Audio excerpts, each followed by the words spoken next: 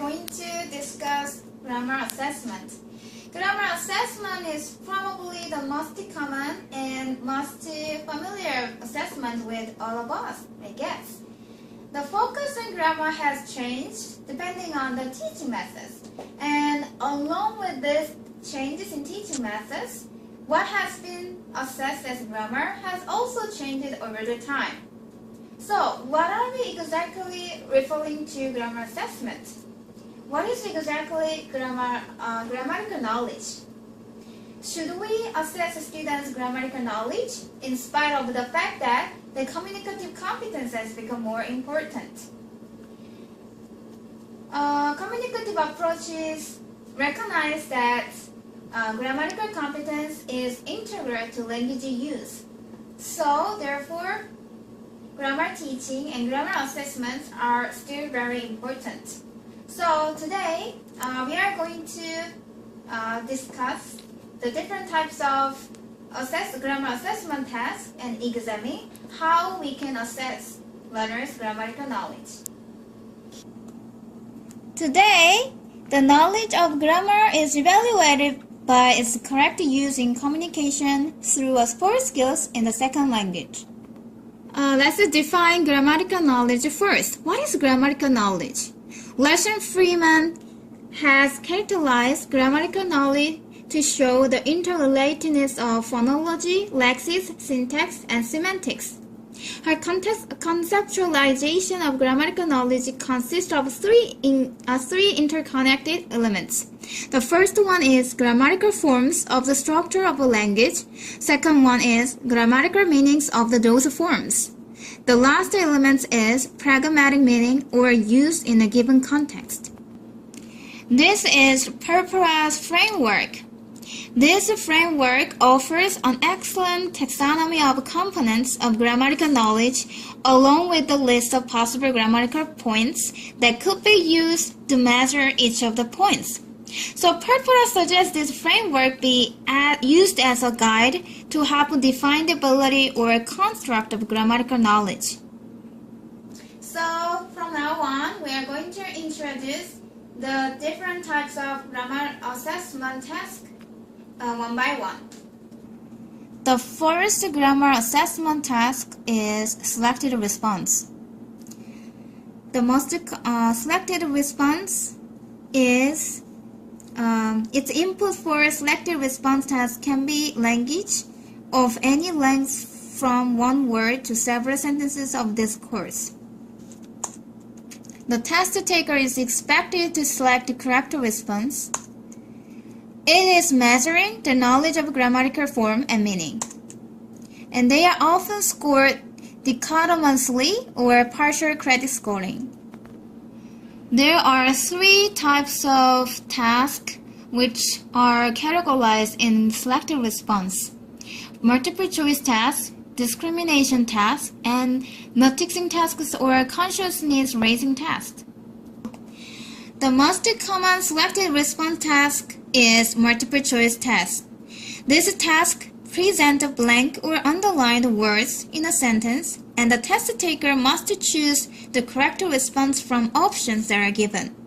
The advantage of the multiple choice tasks are that they are easy to administer and score. But the disadvantage are that they are difficult to create, can promote guessing from task takers, and are sometimes viewed as not being authentic language use. Another type of selected response task is discrimination task. Discrimination items are used to measure the difference between 2 similar areas of grammatical knowledge, such as pronouns in subject and object position. As you guys look at these examples, in this example, the test taker must be able to discriminate between 2 pictures, correctly choosing the picture that corresponds to the stimulus sentence. The last type of selected response task is noticing task or consciousness raising task. These tasks contain a wide range of input, and these tasks require the test taker to attend consciously to the form or meaning. Test takers are asked to indicate that they have identified a specific features in the language sample. In these examples, test takers must distinguish between the two types of model would. Next, my partner Jessie is going to continue to introduce the other two types of grammar assessment test. Hi, I'm Jessie. Now I will introduce the following types of grammar assessment. The second test is limited production test. It is similar to selected test, but the difference is that it is to ask the student to respond a limited amount of language production. Their response based on grammatical features can be from a word to a sentence. In general, there are two types of scoring can be measured student response. One is the dichotomous scoring, which has one criteria to test the correctness, such as testing from form or meaning. Another is the partial credit scoring, which tests the form and meaning together, and has more items such as for partial or no credits. The response also can be scored holistically and analytically.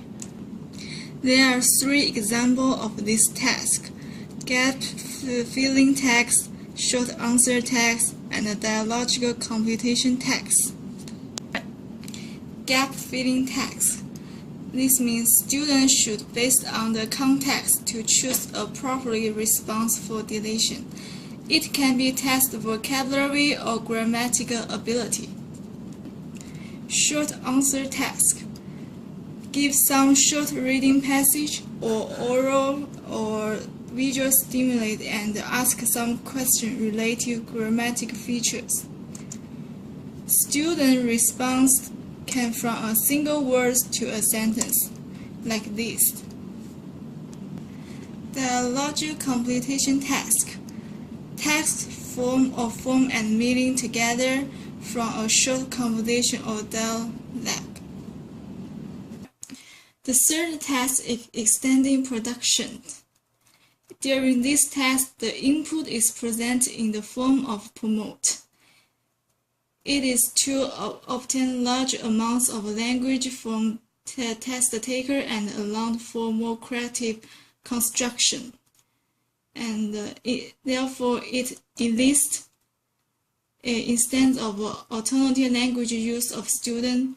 Their response can be open-ended with a number of possible correct options, and we can use the rating scales to measure their grammatical ability. The rating scales can be like this. It has a 5-point scale for assessing syntactic knowledge.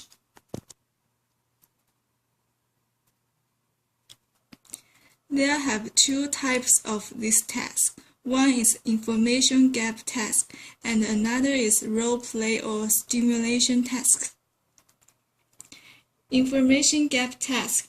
It assigns the grammatical knowledge in pragmatic use through a communication of given information, which involved in alternative situations. It asks students working with a partner and ask a question to find out about the other partner. Then using all your information, preparing a short report comparing the two famous painters. Role play and stimulation task.